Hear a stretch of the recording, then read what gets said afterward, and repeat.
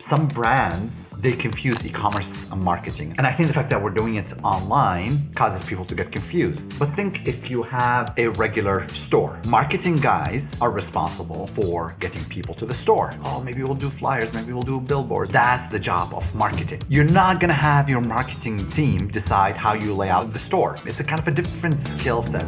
We are talking about high converting category pages. I see a lot of people, like when it comes to e-commerce, they usually like focus on product pages, cart pages, and also maybe the checkout flow. Why do you think like people focus much more on product pages and not category pages? Most people focus on product pages because they think the minute I got somebody to the product page, I have a better chance of converting them. They have shown me the visitor had raised their hand and they said, hey, I might be interested in this product. And because the add to cart button is there, you think, hey, if I can just get them to click on that add to cart, I have a better chance of converting that visitor. That's the thinking that most people have. And that's the reason a lot of focus is on the product pages, on the cart, on the checkout. However, you always have to keep in mind that if the rest of your site, i.e. your landing pages, your homepage, your collection or category pages, if they do a good job, then the job of your product, cart, checkout pages becomes a lot easier. Because conversion is not a check mark that a visitor has. Think about the human process, the human mind, and how do you actually persuade somebody to convert. It just doesn't happen, by getting just looking at a product and saying, oh yeah, this is the right product for me. In reality, the conversion of somebody starts even prior to them coming to your website. Somebody has to recognize that I have a problem in my life I need to solve, or I need to make this progress in my life. If somebody doesn't recognize the need or doesn't have the desire for the pleasure that your product provides, your chance of converting them is minimal. And as a matter of fact, the more somebody has a need, the easier it is for you to convert. And that's the reason I always focus a lot on the landing pages. I focus a lot on the collection pages because I think we can do so much telling the visitor, yeah, you are in the right place. Yes, you can trust us. Yes, we have all these products. That's really what I think the collection pages, even the landing pages, provide. Is there like something or key elements that distinguish a high converting category page from an average one? To evaluate whether a category page is high converting or not, you have to understand the job of the category page. Category pages are what I call funnel pages. Their job is to funnel visitors to the right product that meets their requirements. If the visitor looks at your category page and they are confused because you present them with way too many product options, then the category page did not do its job. How do I help a visitor get to the right product? That should be the main concern that you have when you are designing a category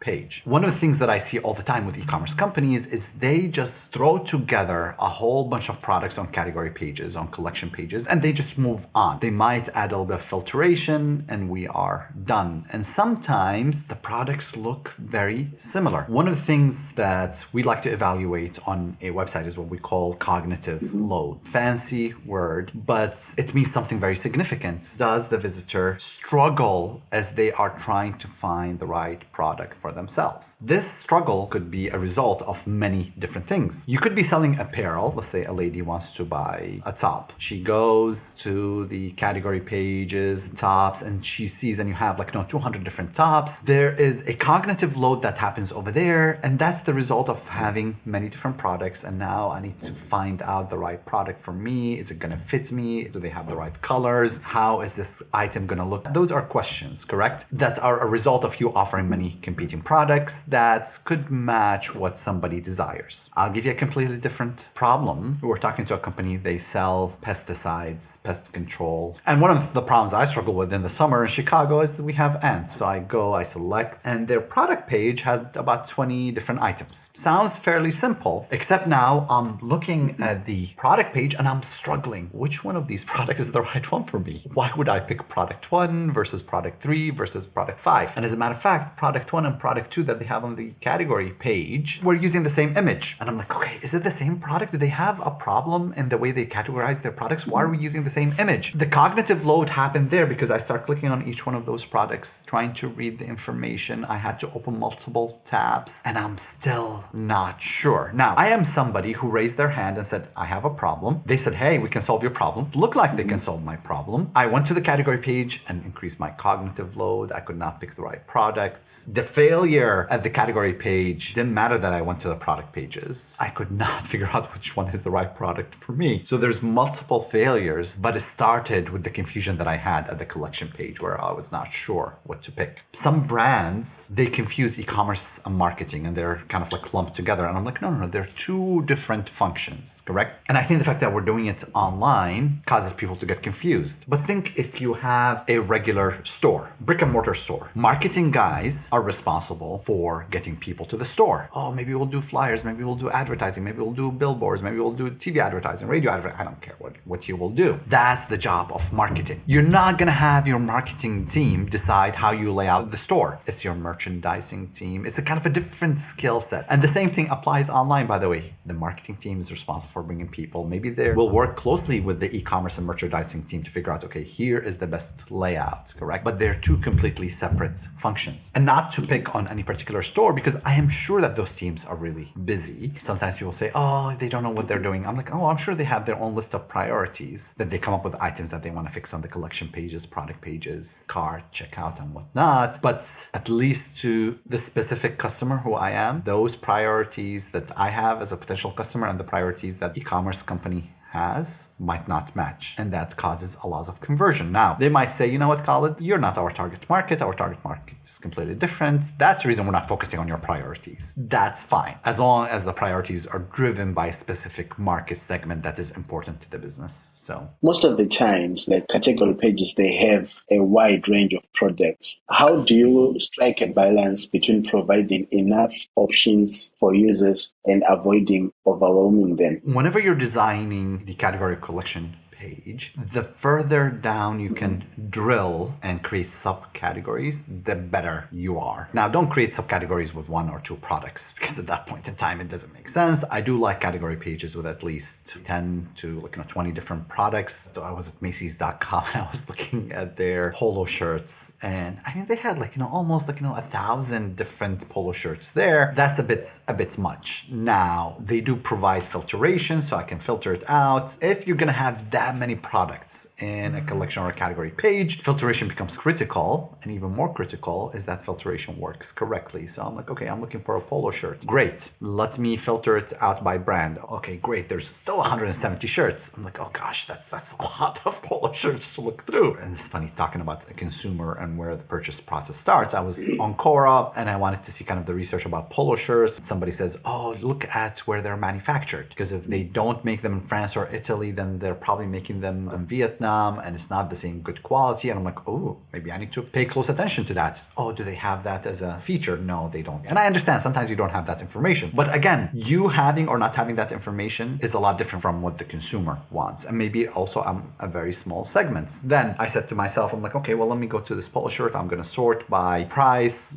Guys, we're a little cheap. So I'm going to go by price. I start looking at the items and I'm reading through the product page and it says hand wash only. And I'm like, whoa, hand wash only. Who's going to do that? So I'm like, oh, I wonder if I can go back to the collection page and I can filter those out. Didn't have that information. So now I'm left with 170 polo shirts from Boss. And I'm like, okay, maybe we need to sort them by color. The filtration there did not work. Again, if you have a collection page with a lot of items, I would think about how do I break it down further. And now you can do this in two different ways. One, through providing filtration, making sure that filtration, one, matches the criteria that your visitors have. Two, that it works really well. And you need to spend time testing this out. You need to spend time talking to customers to understand how they filter, and you need to spend time looking at the filtration, making sure that it actually works well. And by the way, this is kind of a holistic view, looking at heat maps for your product pages. We're talking about collection pages, correct? But looking at heat maps for the product pages and seeing high interactive areas, people, where are they clicking? What if you have expandable menus? Figuring this out and saying, you know what? Our heat maps are telling us that the information that's most important on the product page is XYZ. Do we take that XYZ information and provide it on the category pages as filters? Maybe sometimes provide it with a little additional information on the collection pages. So information from the product pages helps us design our category and collection pages, correct? Because again, we're trying to help consumers find what they do. If I'm running Macy's.com and I look at the heat maps for the PDPs and I notice that,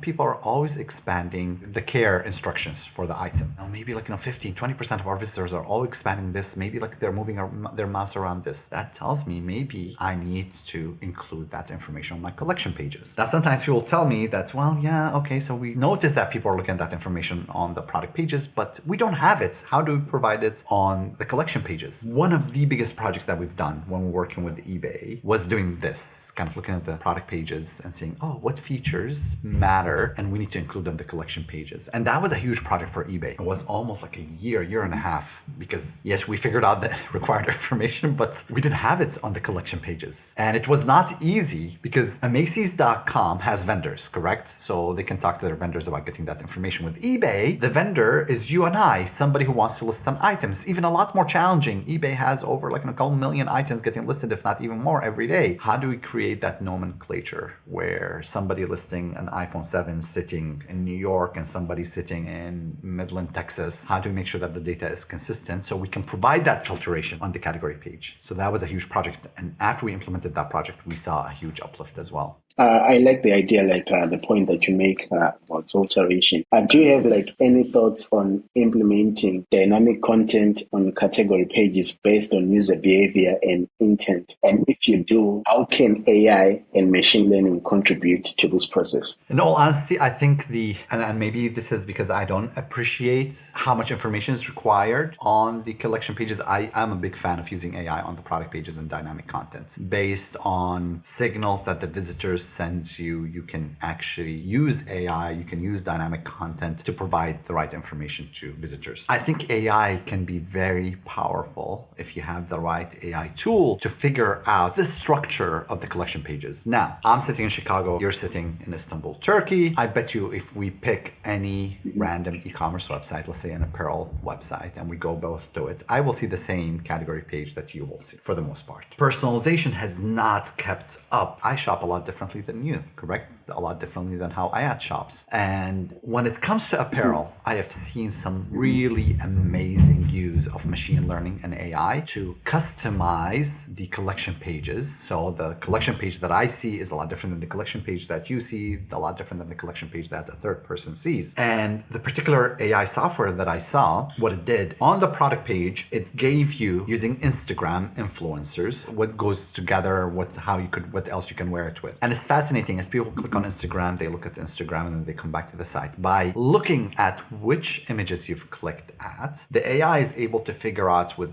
up to 85% accuracy that this is the right design for the collection page for Khalid. This is the right design for the collection page for Simba. So through 3 clicks on particular influencers, we can figure out the style that Simba enjoys. And it can build this very accurate model. And it's also fascinating knowing that if you look at the population, 85% of the population shops this particular way, and then there's 15% that shops completely differently. But you can be, I would say, within 85% accuracy. Now, this is not dynamic content per se, but this is kind of the layout of collection pages. Again, going back to eBay had implemented this and it's very powerful. I've seen also some stores in Europe, Germany in particular, that have also implemented that AI, and it's been extremely powerful. It's not personalization, it's using AI and machine learning to do that personalization as opposed to very simplistic personalization, which is really what you see for the most part when we talk about dynamic content or using personalization on e-commerce sites. Do you have any sort of KPIs that maybe you use or that you have seen other people using when it comes to maybe trying to measure the success of category page optimization? Every time we run an experiment on a collection page, there will be several metrics that we track. We are always tracking the order confirmation, although we are just merely testing the collection page. But we want to see, again, the job of the collection page is to guide you to the right product page. And by presenting a new design for the collection page, I want to see if that design works well, you're going to select the right product and you're going to click on the add to cart and you're going to finish the checkout. So I'm always measuring as a main driver, main KPI. I am always measuring the order confirmation. Does this design generate more orders? So that's number one. Then I like to measure the click-through rates because again, the job for me, and this is maybe the direct metric that you can control at the category page, is how many people am I able to get from the category page to the product page. Second metric. Now, third metric has nothing to do with the category page itself, but I do measure the clicks on the add to cart on the product page. page. And I think that impacts which design of the collection page I'm going to go with. Some people say,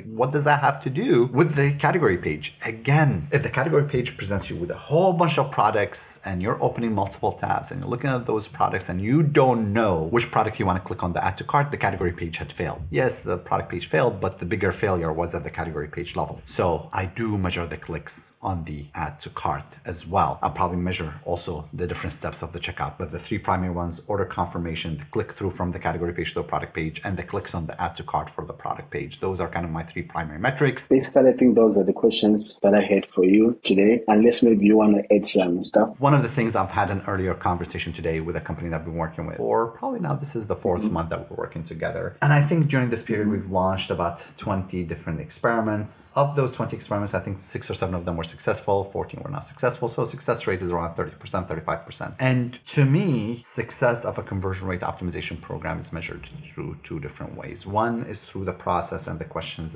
are we asking the right questions? Are we learning more about the customers? And then I like to look at success, and I've emphasized that I like to look at success. And our job as we work with every company is to emphasize, are we learning about our customers? And that was the question that I had. We'll talk about the numbers in a little bit, but tell me, in the past 4 months, have you learned about your customers? We've learned that they like XYZ and they absolutely hate, this other thing. And I'm like, oh, wow. Most of their marketing was focused on the fact that a person can come and do the shopping on their own. They've discovered through the A/B testing that we've done, for the type of product that this company sells, people want assistance. It's not an easy purchase decision, and it's quite an expensive investment. It's a $1,500 investment right off the bat, and then you are buying multiple times, 3 to 4 times a year. So, you're talking at the end of the year, somebody has spent $7,000 to $10,000 with you. Sort of makes sense, correct? When I say it out loud, it's a major investment. It's not like buying a shirt, correct? It's not like buying a polo for $20 or $30. No, this is a $10,000 investment for a year. So they need that guidance. And I told them, so what's the biggest challenge right now is, okay, so we recognize that people need that guidance. We also recognize that guidance is expensive, correct? We have 150,000 visitors coming to the site. So how do we pick the right customer to give them the guidance, and how do we lower our cost when it comes to the guidance? So those are kind of interesting questions. And that's what experimentation is about. You start with good questions, you end up with more interesting questions, and kind of you're going through this learning process. Yeah,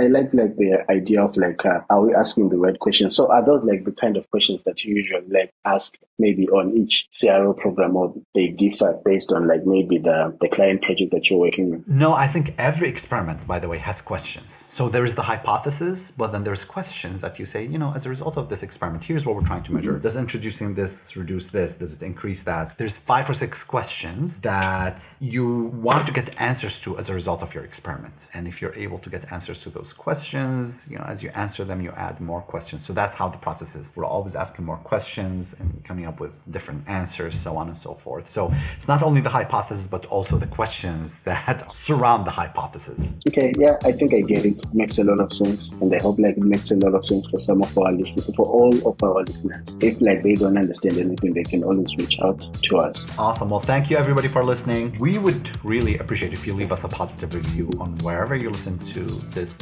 podcast. And until next time, Simba, everyone, happy testing.